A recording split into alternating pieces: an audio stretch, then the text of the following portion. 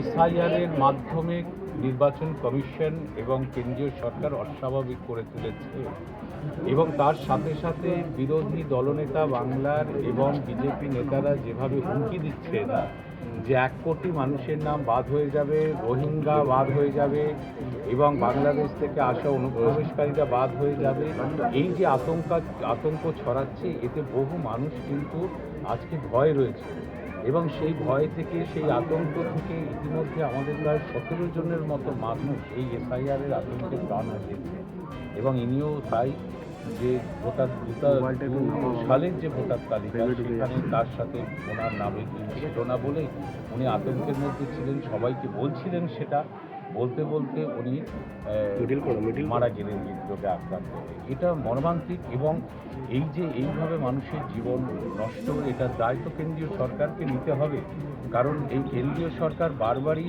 মানুষকে একটা অস্তিত্বের সংকটে ফেলছে, যেহেতু তারা ডেভেলপমেন্ট দেয়নি বিগত 10-11 বছরে। তাই অস্তিত্বের সংকটে এই নরেন্দ্র মোদী, অমিত শাহরা ফেলেন ভারতবর্ষের মানুষকে।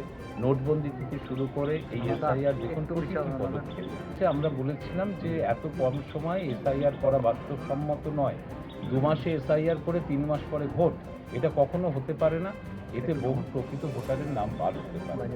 আমরা একদিকে প্রতিবাদ জানাচ্ছি, বিরোধিতা করছি, যাতে প্রকৃত একজন ভোটারের নাম বাদ হলেও আমাদের লড়াই দিল্লি পর্যন্ত যাবে, আপনারা জানেন।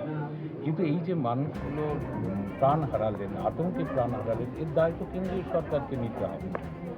মানুষকে ডেভেলপমেন্ট দেওয়া সরকারের কাজ, মানুষকে ডেভেলপমেন্ট না দিয়ে তাকে একটা অস্থিরতার মধ্যে ফেলে দেওয়া, একটা আতঙ্কের মধ্যে ফেলে দেওয়া, একটা অস্তিত্বের সংকটে ফেলে দেওয়া, এটা এই নরেন্দ্র মোদী বা অমিত শাহ সরকার করে চলেছে। তাই আমরা ওদিকে প্রতিবাদও জানাচ্ছি এবং প্রাণ হারিয়েছে যিনি, তার পাশে দল সম্পূর্ণভাবে আছেন, মমতা বন্দ্যোপাধ্যায় আছেন, অভিষেক বন্দ্যোপাধ্যায় আছেন, সর্বতোভাবে আমাদের এখানে বিধায়ক আছে, আমাদের এখানে মিউনিসিপ্যালিটি আছে। আমরা প্রত্যেকে মিলে এই যে সন্তানহারা মা এবং তার একমাত্র ভাই রয়েছেন, তাদের পাশে আমরা থাকব। দ্য সহজ পাঠ, সহজ কথা, সঠিক তথ্য।